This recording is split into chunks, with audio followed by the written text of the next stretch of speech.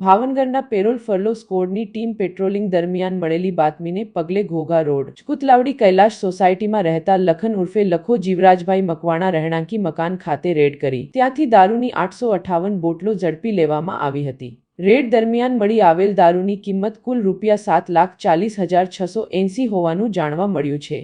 Police દ્વારા લખન ઉર્ફે લખો જીવરાજભાઈ મકવાણાને ઝડપી પૂછતાછ કરતા તેની સાથે સુનિલ અર્જન ગોહિલ અને કરસન પ્રવીણ મકવાણાના નામ ખુલ્યા।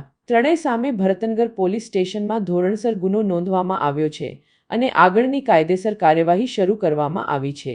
પોલીસે વધુ તપાસ દરમિયાન અન્ય સંબંધિત લોકો અને દારૂની સપ્લાય ચેઇન શોધવા માટેની તપાસ શરૂ કરી છે।